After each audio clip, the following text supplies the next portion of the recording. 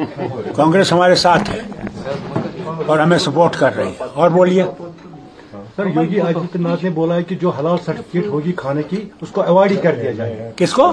जो हलाल सर्टिफिकेट मिलती है ना यूपी में खाने पीने की, तो उसने बोला कि हलाल सर्टिफिकेट वाला खाना अवॉइड करना चाहिए सबको। ये आपको यूपी के वालों के सवाल पूछना चाहिए, हम लोगों को इससे कोई ताल्लुक नहीं है। लेकिन सर ये मुसलमान वहाँ के लोग जो हैं इसका फैसला वो करेंगे। हिंदुस्तान जो है वो यूनिटी इन डाइवर्सिटी है, और जब तक डाइवर्सिटी को हम कायम करेंगे, उसको मजबूत करेंगे, तो भारत भी मजबूत रहेगा। It is not a unitary system.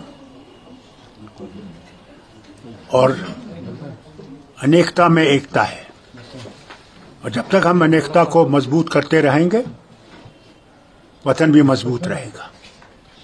और ये वक्त की बात है, थोड़ी देर के लिए बात है। तब्दीलियां होती रहती हैं, कोई हुकूमत हर वक्त नहीं रहती। इनका भी वक्त आएगा जाने का, मगर कभी हौसला हारना नहीं चाहिए, सब्र और बर्दाश्त होना चाहिए। जब तक हम सब्र और बर्दाश्त करते रहेंगे, सब ठीक होगा।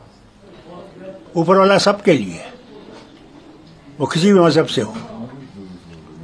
यही हिंदुस्तान की सबसे बड़ी जो है अल्लाह ने मेहरबानी की है कि एक ऐसा वतन है जिसमें सब मजहब हैं। अब बताइए मुझे, तमिलनाडु को देखिए और कश्मीर को देखिए, न मौसम एक जैसा है, न कल्चर एक जैसा है, न ज़बान है, न वो हमारी कश्मीरी समझ सकते हैं, न हम उनका तमिल समझ सकते हैं। मगर फिर हमें इकट्ठे कैसे रहते हैं? क्योंकि हम समझ सकते हैं कि जब तक हम इकट्ठे रहेंगे, हम दोनों तरक्की करेंगे। यही तो भारत का है, यही तो गांधी का भारत है। यहां सब बराबर है, कोई फर्क नहीं है। वोट हर एक के पास एक है, किसी के पास दो वोट नहीं है। फिर घबराते क्यों?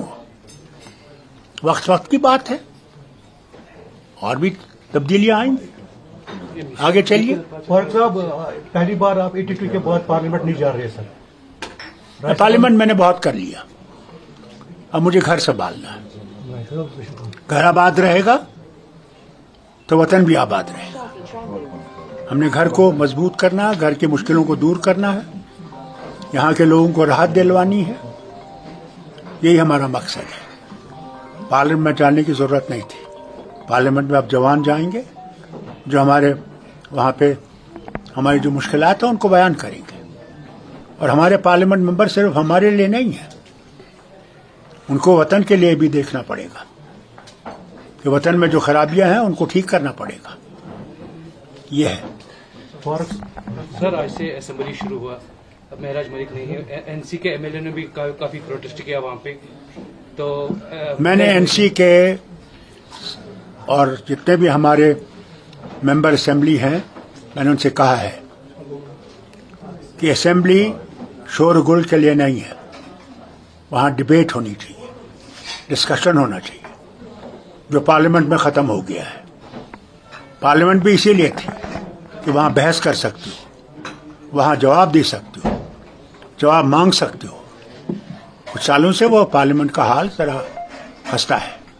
अल्लाह करे कि वो दिन आए जब फिर से उस पार्लियामेंट में, ऐसे ब्रिटिश पार्लियामेंट में होता है, वहाँ डिस्कशन होता है, डिबेट होती है, प्राइम मिनिस्टर और दूसरे मिनिस्टर्स जवाब देते हैं।